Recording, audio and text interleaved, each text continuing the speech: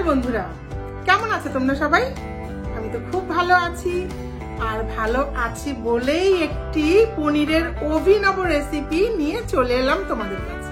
এই দেখো বন্ধুরা, এই ভেজ পনিরের রেসিপিটি আমি কিভাবে বানালাম, আজ সেই রেসিপিটাই তোমাদের সঙ্গে শেয়ার করব। আর তোমরা একদম প্রথম থেকে শেষ পর্যন্ত কিন্তু ভিডিওটাকে দেখবে, একদম স্কিপ করলে কিন্তু চলবে না।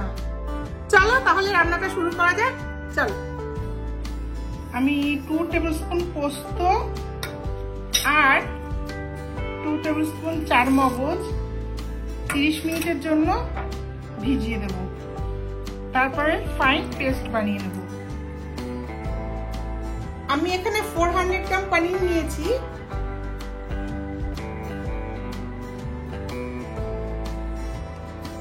পনিরটাকে আমি কিউব পিস করে কেটে নিচ্ছি।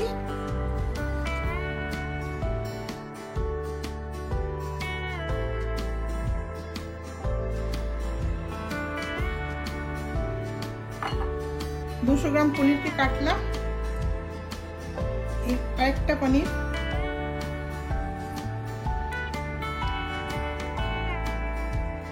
পনিরগুলোকে দেখো আমি এভাবেই পিস করে নিয়েছি। এবার আমি রান্নাটা শুরু করব। দেখো বন্ধুরা, এখানে আমি ইন্ডাকশনকে অন করে নিয়েছি।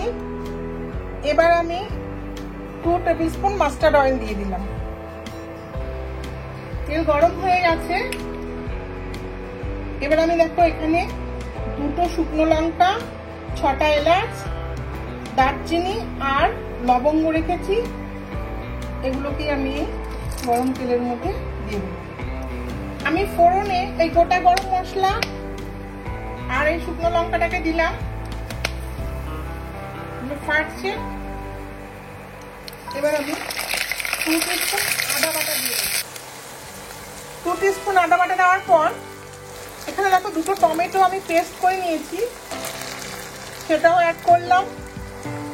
কারণ আমার পনিরের রেসিপিটা সম্পূর্ণ ভেজ, কোনো পেঁয়াজ বা রসুন আমি ব্যবহার করছি না, তাই আদা আর টমেটো দিয়ে আমার গ্রেভিটা হবে। একটু নেড়ে নেব। এবার আমি 1/2 টিস্পুন সল্ট আর 1 টিস্পুন রেড চিলি পাউডার দিলাম, আর দেব 1 টিস্পুন টারমারিক পাউডার বা হলুদের গুঁড়ো।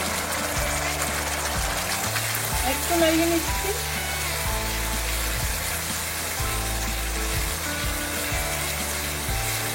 কালারটা একটু বেশি রেড করার জন্য আমি 1 teaspoon Kashmiri red chilli powder দিলাম। আমি 1 টিস্পুন সুগারও অ্যাড করলাম, একটু মিষ্টি মিষ্টি ব্যাপারটা হবে। মশলাটা একটু কষিয়ে নিতে হবে।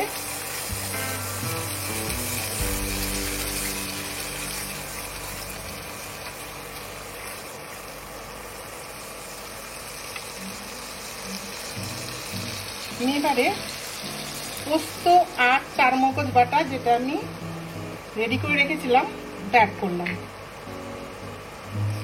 একটু নেড়ে নেব। ভীষণই টেস্টি হয়। এখানে পেঁয়াজ রসুন ব্যবহার করিনি, তাই কোনো পুজো পারপাসেও এই রান্নাটা করা যাবে। মশলা আমার তেল ছেড়ে গেছে, দেখো কড়াইয়ের সাইড। এবার আমি 400 গ্রাম পনিরকে অ্যাড করলাম। একটুখানি কষিয়ে নেব মশলার সঙ্গে। আমি এখানে পনিরটাকে ভাজবো না।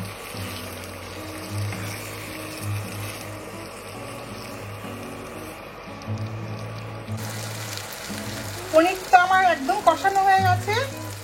এবার একটা টুইস্ট আছে বন্ধুরা, এই দেখ লেবু পাতা। আমি এই পাতাটাকে এর মধ্যে অ্যাড করব, যাতে গন্ধরাজ লেবুর গন্ধ এই পুরো পনিরের মধ্যে অ্যাড হয়ে যাবে। আমি পাতাটাকে ছিঁড়ে এর মধ্যে দিয়ে দিলাম। তোমাদের কাছে যদি লেবু পাতা নাও থাকে তাহলে কোনো প্রবলেম নেই। আমি একটু নেড়ে নিয়ে এবারে জল অ্যাড করব।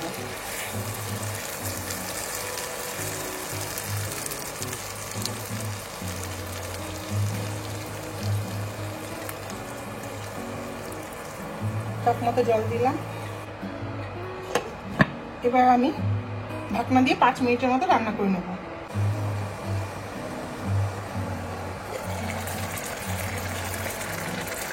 তৈরি হয়ে গেল ভেজ পনির। যে কোনো উৎসবে অনুষ্ঠানে বা পুজোতে তোমরা এই রান্নাটা কিন্তু করতে পারো। আমার ভেজ পনির কিন্তু একদম রেডি বন্ধুরা। আমি 1 পিস নিলাম পনির, একটু তোমাদের খেয়েও দেখাই।